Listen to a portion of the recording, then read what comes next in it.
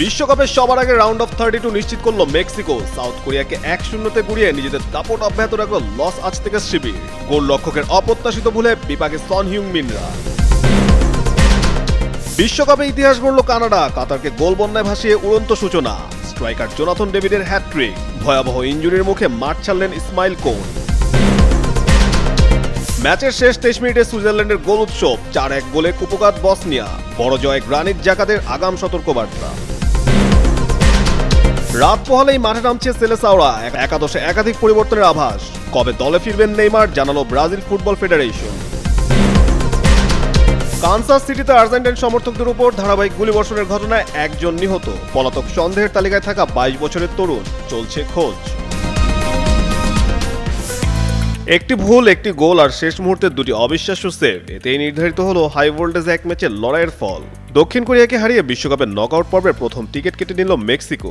নিজেদের মাঠ গুয়াদালাহারায় এই গ্রুপের ম্যাচে সাউথ কোরিয়াকে 1-0 গোলে হারিয়ে এক ম্যাচ হাতে রেখেই সবার আগে রাউন্ড অফ 32 নিশ্চিত করেছে মেক্সিকো। প্রথমার্ধে বল দখল ও আক্রমণে এগিয়ে ছিল দক্ষিণ কোরিয়া, তবে ম্যাচের ভাগ্য বদলে যায় 50তম মিনিটে। হুলিয়ান কুইনেন্সের ক্রস থেকে রাউল জিমেনেজের হেডে সহজেই ধরতে পারতেন গোলরক্ষক কিম সেং গেউ, কিন্তু অবিশ্বাস্য ভুলে বল হাত ফসকে সামনে ফেলে দেন তিনি। সেই সুযোগ কাজে লাগিয়ে লুইস রোমো জালে বল পাঠিয়ে মেক্সিকোকে এগিয়ে দেন। গোল হজমের পর সমতায় ফেরার জন্য মরিয়া চেষ্টা চালায় কোরিয়ানরা, কিন্তু শেষ দিকে চো গুং সাং এর পরপর দুটি প্রচেষ্টা দুর্দান্ত দক্ষতায় ঠেকিয়ে দেন মেক্সিকোর গোলরক্ষক রাউল রেঞ্জেল। তার অসাধারণ সেভেই শেষ পর্যন্ত অক্ষত থাকে মেক্সিকোর জাল। 2 ম্যাচে পূর্ণ 6 পয়েন্ট নিয়ে গ্রুপের শীর্ষে থাকা মেক্সিকো সবার আগে নিশ্চিত করেছে রাউন্ড অফ 32। অন্যদিকে 3 পয়েন্ট নিয়ে দ্বিতীয় স্থানে থাকা দক্ষিণ কোরিয়াকে এখন তাকিয়ে থাকতে হবে সাউথ আফ্রিকার বিপক্ষে নিজেদের শেষ গ্রুপ ম্যাচের দিকে। জমে উঠেছে ফিফা বিশ্বকাপ, নানা নাটকীয়তায় ফুটবল প্রেমীদের মাঝে ছড়াচ্ছে উত্তাপ। বৃহস্পতিবার রাতে কানাডার বিসি প্লেস ভ্যানকুভার স্টেডিয়ামে মুখোমুখি হয়েছিল কাতার এবং স্বাগতিক কানাডা। ঘটনাবহুল এই ম্যাচে 6-0 ব্যবধানে কাতারের বিরুদ্ধে জয় তুলে নেয় স্বাগতিকরা। ম্যাচের শুরু থেকেই কাতারের রক্ষণকে চাপে রেখেছিল কানাডা। 16 মিনিটে প্রথম গোল করেন লারিন, 29 মিনিটে ও প্রথমার্ধের সংযুক্ত সময়ে 2টি গোল করেন ডেভিড। ম্যাচের একদম শেষ মুহূর্তে দলের হয়ে ষষ্ঠ গোল করে ডেভিড হ্যাট্রিক পূরণ করেন। এর মাঝে 64 মিনিটে কানাডার হয়ে চতুর্থ গোল করেন নাথান সালিবা, আর 6 গোলের মধ্যে একটি আসে আত্মঘাতী হয়ে কাতারের পক্ষ থেকে। এই ম্যাচে ঘটেছে একটি অনাকাঙ্ক্ষিত ঘটনা। 52 মিনিটে কানাডার ইসমাইল কোনকে পিছন থেকে কড়া ট্যাকল করেন কাতারের আসিম মাদাবো। কাতরাতে থাকা কোনের বাঁ পায়ের হাঁটুর নিচের অংশ ভেঙে ঝুলতে দেখা যায়। মাঠে প্রাথমিক চিকিৎসার পর স্ট্রেচারে করে বাইরে নিয়ে যাওয়া হয় তাকে। মিডফিল্ডারের পরিস্থিতি দেখে কেঁদে ফেলেন কানাডার কোচ জেসে মার্চ। প্রথমে হলুদ কার্ড দেখেছিলেন মাদিবো, পরে ভারের হস্তক্ষেপে তাকে লাল কার্ড দেখানো হয়। এর আগে 33 মিনিটে ভয়াবহ ফাউলের জন্য লাল কার্ড দেখেন কাতারের হোমাম আহমেদ। ফলে মাদিবোর লাল কার্ডের পর 9 জনের দলে পরিণত হয় কাতার। প্রথমার্ধে কানাডা 3 গোল দেয়, দ্বিতীয়ার্ধে আরও 3টি গোল করে জয় তুলে নেয় স্বাগতিকরা, রীতিমতো উড়িয়ে দেয় কাতারকে। যুক্তরাষ্ট্রের লস অ্যাঞ্জেলস স্টেডিয়ামে বৃহস্পতিবার রাতে মুখোমুখি হয়েছিল সুইজারল্যান্ড ও বসনিয়া। পুরো ম্যাচে গোল খরা থাকলেও চমক আসে শেষ 20 মিনিটে। একের পর এক আক্রমণ, বল নিয়ন্ত্রণ, অগণিত সুযোগ তৈরি। এত কিছু করেও বসনিয়াকে কিছুতেই বাগে আনতে পারছিল না সুইজারল্যান্ড। সব চিত্র বদলে গেল কোচ মুরাত ইয়াকিনের একটি সিদ্ধান্তে। 70 মিনিটের মাথায় তিনি 3টি বদল আনলেন, তাতেই কাজ হলো জাদুর মতো। বাঁ দিক থেকে বসনিয়ার রক্ষণে প্রথম থেকেই কাঁপুনি ধরাচ্ছিলেন সুইস খেলোয়াড় ড্যান এন্ডোয়ে। তার সঙ্গে চাপ সৃষ্টি করেছেন সতীর্থরাও। তবুও বসনিয়ার জমাট রক্ষণের কারণে কিছু করেই মিলছিল না ফল। বলের নিয়ন্ত্রণ কম থাকলেও আকস্মিক কাউন্টারের চেষ্টা চালিয়ে গেছে বসনিয়াও, কিন্তু প্রথমার্ধে দুই দলের কেউই পাননি গোলের দেখা। দ্বিতীয়ার্ধের প্রথম অংশেও একই চিত্র। অনবরত আক্রমণ করেও বসনিয়ার রক্ষণে কামড় বসাতে পারছিল না সুইজারল্যান্ড। তবে সব বদলে যায় ম্যাচের 70 মিনিটে। সুইস কোচ ইয়াকিন খেলোয়াড় পরিবর্তন করে মাঠে নামান মানজাম্বি, রুবেন ভার্গাস এবং জিব্রিল সোকে। এরপরই তীব্র হয় সুইজারল্যান্ডের আক্রমণ।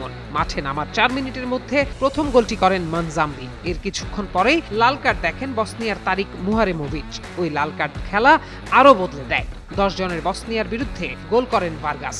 নির্ধারিত সময়ের খেলার শেষ মিনিটে মানজাম্বি আরও একবার প্রতিপক্ষের জালে বল জড়ান, ফলে তার হয় 2 গোল। এখানেই শেষ নয়, সংযুক্ত সময়ের 3য় মিনিটে একটি গোল শোধ করে বসনিয়া, আর শেষ মিনিটে পেনাল্টি থেকে আরেকটি গোল পায় সুইজারল্যান্ড। ফলে মাত্র 20 মিনিটের ব্যবধানে 5 গোলের খেলায় 4-1 গোলে বসনিয়াকে রীতিমতো উড়িয়ে দেয় সুইজারল্যান্ড।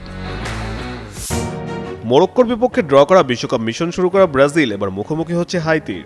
সমালোচনার মুখে থাকা সেলেসাওদের জন্য তাই এই ম্যাচটি শুধু 3 পয়েন্টের নয়, নিজেদের সামর্থ্যের প্রমাণ দেওয়ারও মঞ্চ। তবে ম্যাচের আগে ব্রাজিল সমর্থকদের সবচেয়ে বড় প্রশ্ন, নেইমার কি ফিরছেন? সেই প্রশ্নের উত্তর আপাতত না। চোট কাটিয়ে অনুশীলনে ফিরলেও নেইমার এখনও পূর্ণ ফিট নন, তাই হাইতির বিপক্ষে ম্যাচেও দেখা যাবে না ব্রাজিলের এই তারকা ফুটবলারকে। এমনকি পুনর্বাসনে মনোযোগ দিতে দলের সঙ্গে ফিলাডেলফিয়াও যাচ্ছেন না তিনি, এমনটাই জানিয়েছেন football confederation Brazil CBF। Neymar না থাকা আক্রমণভাগে কিছু পরিবর্তনের ইঙ্গিত মিলছে। কোচ কার্লো আনচেলত্তি অনুশীলনে বেশ কয়েকটি কম্বিনেশন পরীক্ষা করছেন। সম্ভাব্য একাদশে গোলবারের নিচে থাকবেন অ্যালিসন। 4 সদস্যের রক্ষণভাগে ডান পাশে দানিলো, 2 সেন্টার ব্যাক হিসেবে মার্কিউনাস ও গ্যাব্রিয়েল এবং বাম পাশে আলেক্সান্দ্রোকে দেখা যেতে পারে।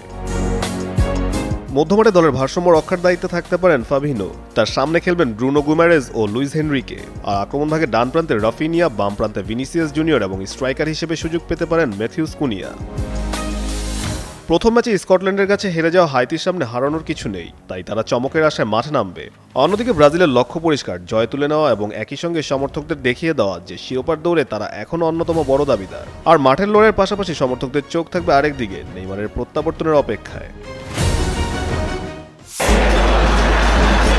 ফিফা বিশ্বকাপ 2026-এর আয়োজক দেশ যুক্তরাষ্ট্রে সবাই যখন ফুটবল নিয়ে মাতোয়ারা, তখনই ঘটল এক অঘটন। দেশটির মিসৌরি অঙ্গরাজ্যের কানসাস সিটিতে ধারাবাহিক গুলিবর্ষণের ঘটনায় এক ব্যক্তি নিহত এবং 4 জন আহত হয়েছেন। আহতদের মধ্যে আর্জেন্টিনা ফুটবল দলের সমর্থকদের বহনকারী এক উবার চালকও রয়েছেন। পুলিশ জানিয়েছে, এই ঘটনায় জড়িত সন্দেহভাজন 22 বছর বয়সী এক ব্যক্তি এখনও পলাতক। তাকে সশস্ত্র ও বিপজ্জনক হিসেবে বিবেচনা করা হচ্ছে।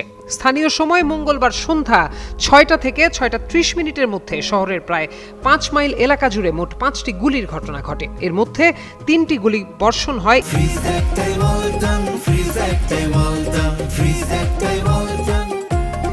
ইন্টারস্টেট 70 ও ইন্টারস্টেট 670 মহাসড়কে।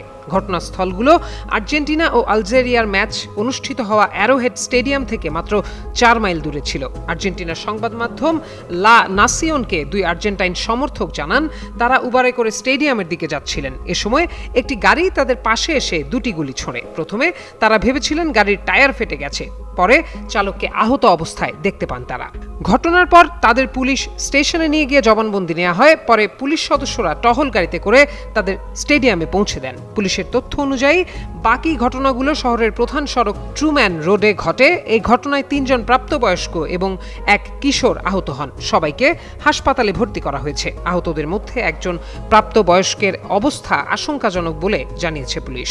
পুলিশ কর্মকর্তা জ্যাকব বেকিনা জানান, সব ভুক্তভোগী বলেছেন যে তারা মহাসড়ক বা সড়কে গাড়ি চালানোর সময় তাদের গাড়ির দিকে গুলি ছোড়া হয়েছিল। তদন্তকারীদের ধারণা, প্রাণহানি বিহীন গুলিবর্ষণের ঘটনাগুলো অল্প সময়ের ব্যবধানে এবং একই সন্দেহভাজনের মাধ্যমে ঘটানো হয়েছে। পরে পুলিশ সন্দেহভাজনকে শহরতলি ইন্ডিপেন্ডেন্সের একটি বাড়িতে শনাক্ত করে এবং সেখানে অভিযান চালায়। তবে কৌশলে পালিয়ে যায় সে, তাকে ধরার চেষ্টা চলছে।